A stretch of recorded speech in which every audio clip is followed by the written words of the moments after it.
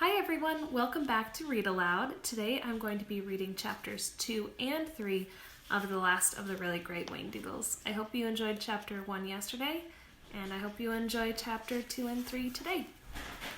Alright, chapter 2. Tom turned to Lindy in annoyance. Boy, Lindy, you are the end. You talked and talked to that man. I don't think we should have encouraged him. He seemed as nutty as a fruitcake. Oh, I liked him, Lindy said defensively. Did you notice he was wearing blue and white striped socks? Ben laughed. I wonder if he was joking when he said there was something called a Whangdoodle. I bet he wasn't, said Lindy. I bet he was, countered Tom. Anyway, I'm going to look that word up in the dictionary when we get home. Lindy peered out into the rain. The bus was passing a large park, and on the other side of it, half obscured by trees, she saw a tall, thin house with shuttered windows. Pointing to the house, she asked Tom, Is that place really haunted? Sure. Who lives in there? A terrible ogre and a witch with yellow fangs. Well, nobody's sure about that, Ben said, but most people stay away from there, Lindy, especially on Halloween. Well, it wouldn't scare me, she declared. I don't believe in ogres, just fairies. You mean you wouldn't be scared to go up and knock on the front door? Tom asked. Not at all. I bet you would. I wouldn't. Well, I'll make you a bet. I bet you 5 cents that you won't go and knock on that front door of Stone House on Tuesday night, said Tom. Pooh, that's not a good bet, Lindy hedged. Then I'll make it 25 cents. The little girl hesitated. She wanted more than anything to join her brothers this year for Halloween, but she wasn't at all sure that she'd have the courage to do what Tom had suggested. Besides which, 25 cents represented her week's allowance. You see, you are scared, Tom said triumphantly. No, I'm not, she declared loudly. It's a bet. Stop it, you two. You're both being silly, Ben said. Don't look at me. She's the one who started it. If she's too scared to do it, then why doesn't she say so? I'm not too scared. Okay, Ben threw up his hands in disgust. But remember, Mom will probably make the final decision about it all anyway. The subject came up again that night at dinner. Lindy, what would you like to do about trick-or-treating this Halloween? Mrs. Potter asked. Lindy looked at her brothers. Tom stopped eating and watched her intensely across the table. I was wondering if I could go with Tom and Ben. Mrs. Potter looked at her sons. What do you think, boys? Well, I don't know, replied Ben. It's fine for the other two. I mean, they just have to tag along and everything. But I'm always the one who has to be in charge. I mean, look at today. I was constantly watching out for Lindy and trying to stop her and Tom from arguing. Mr. Potter smiled. Tough, being the eldest, isn't it? Accepting responsibility is quite a chore sometimes. It sure is, Ben agreed solemnly. But that's part of growing up, I'm afraid. Part of being 13 years old. Ben considered this. Lindy held her breath. I guess I don't really mind all that much, Ben said finally. I think that's very nice. Mrs. Potter seemed quite pleased. Then it's fine with us, Lindy, if that's what you'd like. Now I suggest that we all sit by the fire for the last half an hour before bedtime. Will one of you get the Sunday paper for your father? Ben ran to fetch it. The Sunday evening get-together had become a habit that all of the Potters enjoyed. The children talked about any problems that may have arisen at school. Holiday plans were discussed, and everyone was encouraged to exchange ideas. The children arranged themselves comfortably. Mrs. Potter took up her knitting, and Mr. Potter lit his pipe, settled back in his favorite chair, and opened the Bramblewood Sunday Courier. My word, Frida, look at this. What, dear? Professor Savant has been awarded the Nobel Prize. How nice. Who's Professor Savant?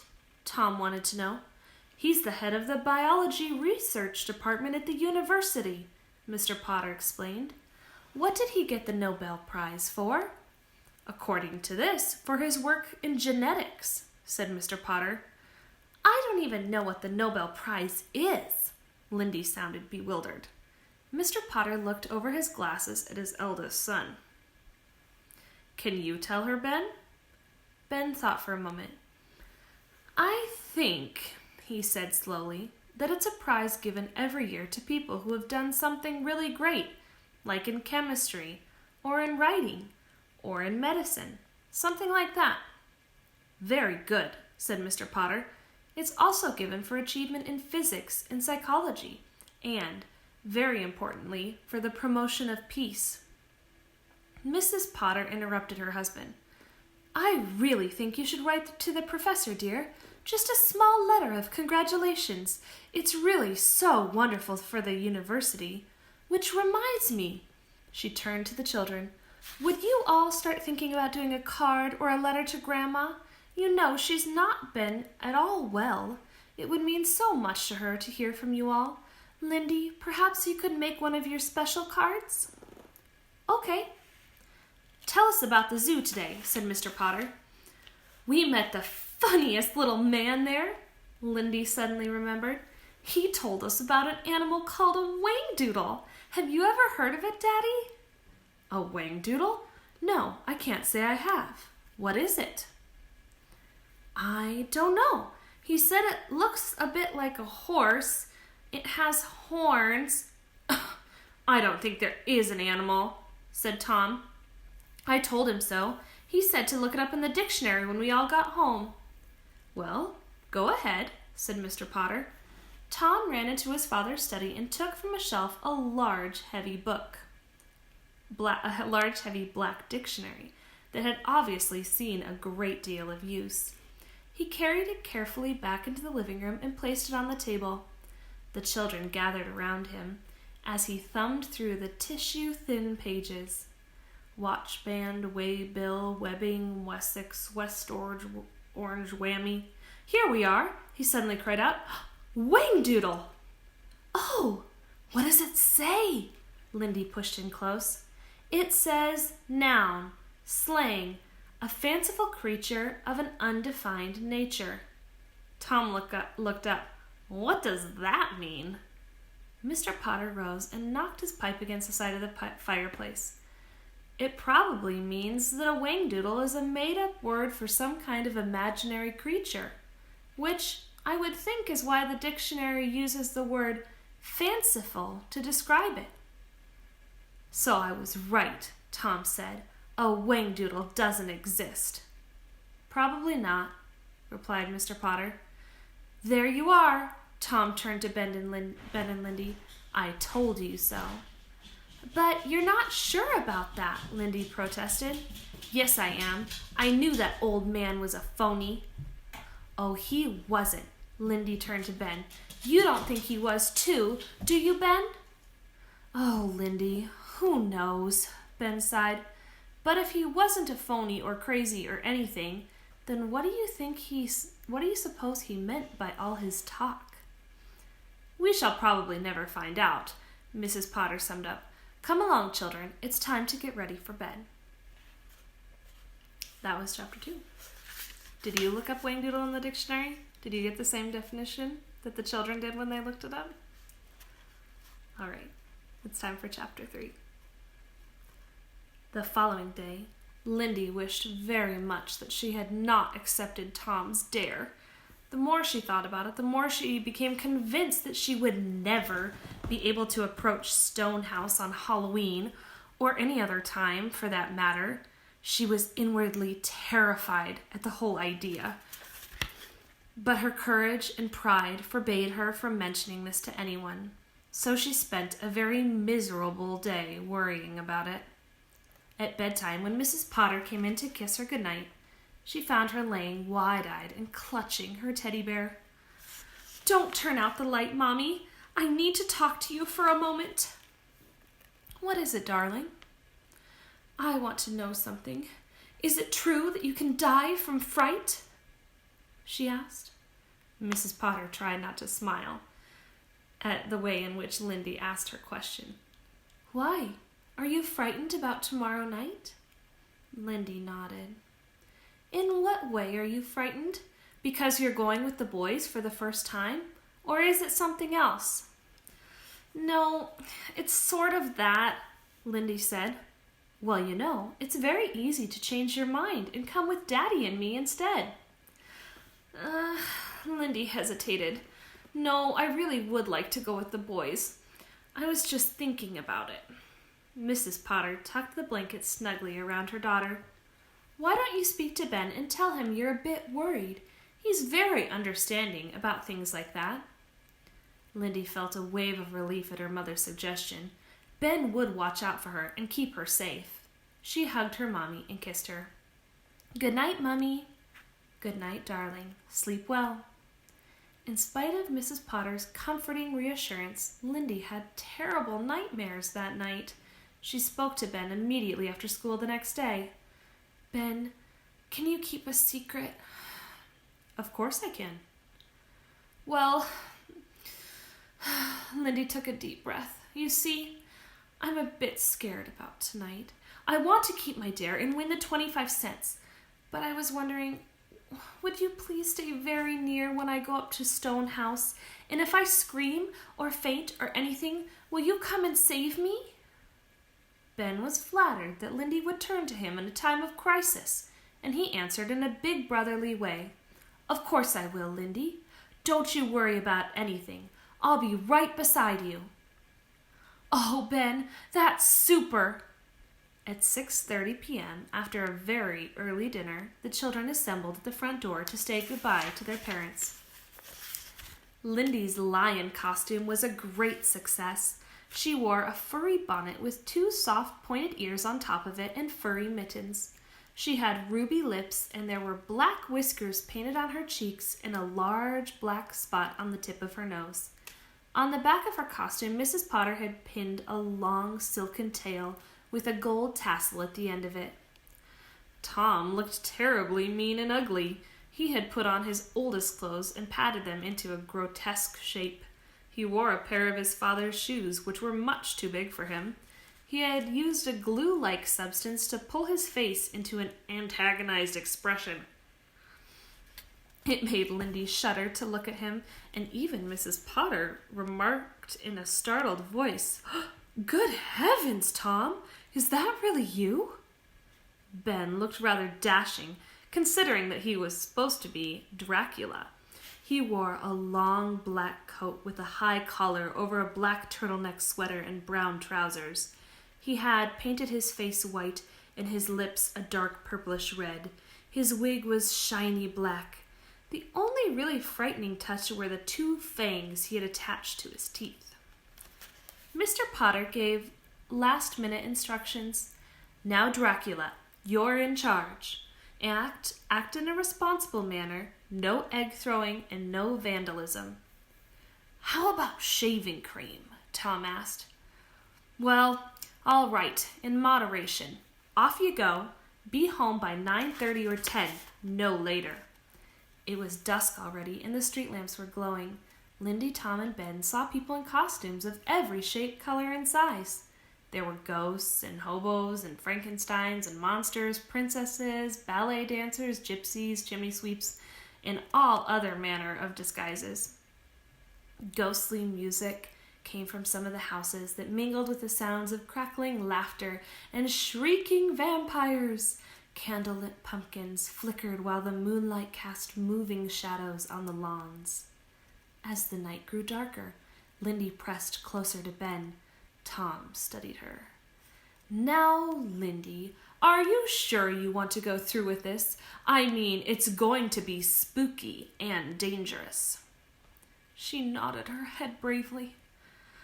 Well, okay, Tom spoke with grudging admiration. The 3 children pushed on towards the town, occasionally pausing to knock on a door of any house that looked appealing and cheerful. They collected a sizable bag of candy, chewing gum and toffee apples, a good portion of which they happily ate, and by the time they reached the park, Lindy was feeling decidedly odd. She couldn't tell if it was from fear or too many treats. There were 2 magnificent bonfires on the grass.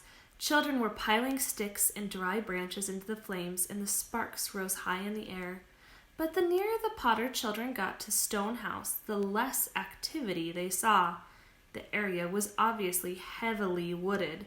The grass was higher and obviously uncared for. Stone House loomed tall and ghostly gray in the moonlight. Lindy pulled Ben to a halt outside of a pair of large iron gates. "You've got to come in with me," she whispered. "I'll never make it alone." The gate creaked on rusty hinges. Lindy's heart was pounding. There was not a sign of life anywhere as they tiptoed along the edge of the gravel drive. Dry leaves crackled under their feet. A loose shutter banged noisily in an upstairs window of the house, and all 3 children jumped with fright. The wind moaned through the branches of the trees. A dog howled as the children paused near the front door, and an owl hooted hoo-hoo mournfully in the darkness. Don't be afraid. Lindy's legs almost gave out from beneath her, and she was close to tears. "I told you this would be too much for her," Tom hissed nervously. Ben motioned him to be quiet. A light swung and glowed on the porch, revealing gray paint cracked and flaked from wind and rain. Another light shone high up in the house, and another at the back spilled a ghostly yellow beam onto the grass. "Lindy, it's now or never," Ben said solemnly. He let go of his sister's hand. "Do you think you can make it?" Her eyes were wide with fear, and she swayed a little. Go on," Tom said, and he prodded her in the back. "Don't do that," she snapped. She took a deep breath and began to walk. She fixed her eyes on the elaborate door knocker, and she didn't look left or right. The few yards to the porch seemed endless. Her shoes made a hollow sound as she climbed the wooden steps. The owl hoo-hooed again as she stood on tiptoe and raised a trembling hand to the door knocker. With a burst of courage, she banged it hard 3 times. The sound rang out in the stillness of the night and echoed through the trees. For a brief moment, nothing happened, and then suddenly the front door swung open, and a very sweet and cheerful-looking lady stood smiling down at her. And Lindy let out a piercing scream. "Ah!" Tom and Ben charged out of the darkness. "I'm here, Lindy!" shouted Ben. "You leave my sister alone!" shouted Tom. The boy's sudden appearance scared the poor sweet lady so badly that she screamed too. This had an interesting effect of completely silencing the children. There was a sound of running footsteps inside the house, and then a voice cried out, "What is it, Mrs. Primrose? I'm coming!" And then a small, funny-looking gentleman raced out of the house and flung a protective arm around the lady's figure. "What have we here? A lion and a Dracula and some other weird fellow? Oh, it's the Hunchback of Notre Dame. But wait a minute. Bless my soul. Haven't we all met before?" Ben cleared his throat. "Yes, sir. We met you at the zoo last Sunday." "Of course, but how very nice." He seemed genuinely pleased, and he turned to his housekeeper. "Mrs. Primrose, these children are my friends. What on earth is all this fuss about?" Everyone started talking at once. The man held up his hands. "I really think this should be explained inside, where we can all get out of the cold. Mrs. Primrose will have some hot chocolate and whipped cream for everyone, please. Come in," he said to the children, and he held the door open invitingly. And that's the end of chapter 3. And are you surprised that it was the same guy? Or did you already think that that was what was going to happen? I wonder what they're going to talk about when they go inside the house. We'll have to wait until tomorrow to find out. It's really fun to read this story to you. And don't worry, that's as scary as it gets, in my opinion. And I'm just excited for you all to keep hearing it. I will see you next time.